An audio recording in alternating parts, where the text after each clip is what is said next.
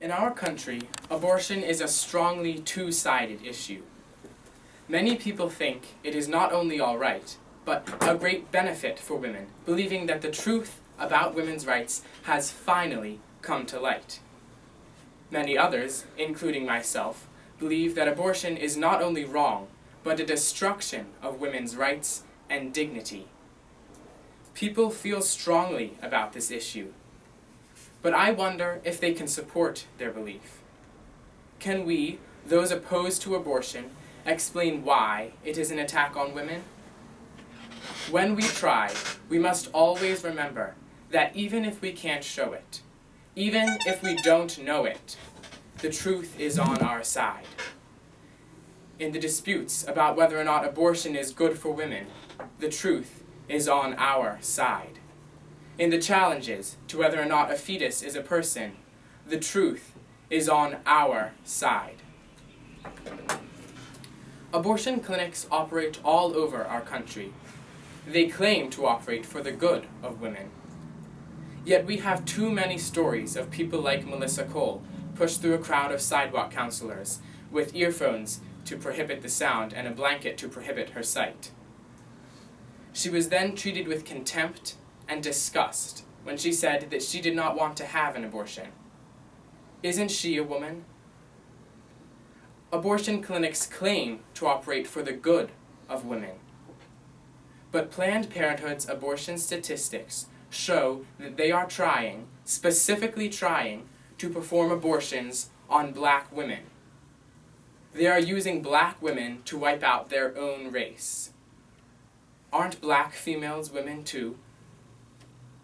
By providing abortion to girls without parental consent, Planned Parenthood is making them more vulnerable to sexual abuse. Sexual abusers never have to face the consequences for their actions. When the abused girls conceive, the man simply takes her to an abortion clinic, and her parents never know. Aren't these young females women too?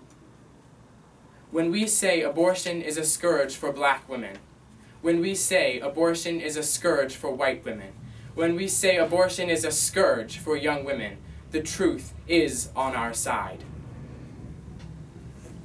Abortion was legalized by Roe v. Wade without resolving the issue of whether or not a fetus is a person. Roe itself admits that if a fetus is a person, abortion must be prohibited.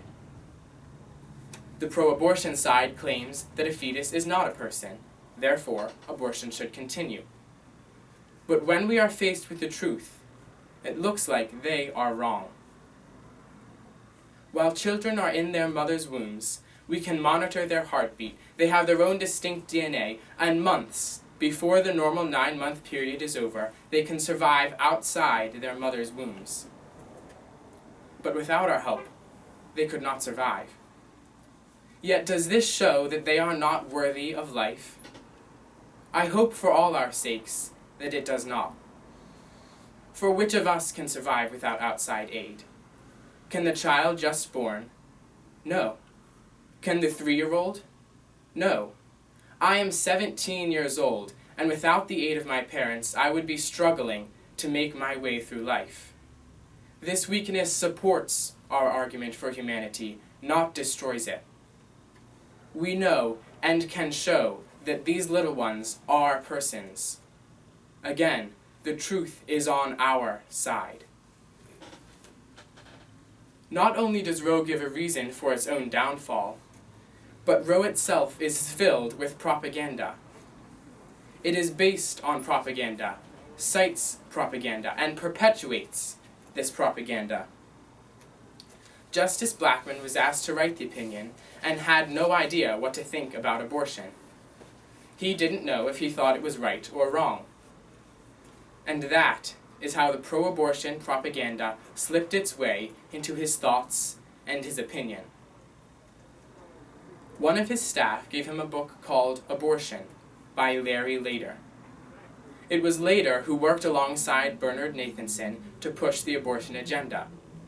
And Lader wrote this book, Abortion, described by Sue Ellen Browder, a former Cosmopolitan journalist, as a masterpiece of propaganda. The people in this book are made up. The statistics in this book are made up. The only thing he didn't make up was the English language that he used. It is this book that influenced Blackman so heavily in writing his opinion. It is this book that is cited 7 different times in his opinion. Is this the truth? No.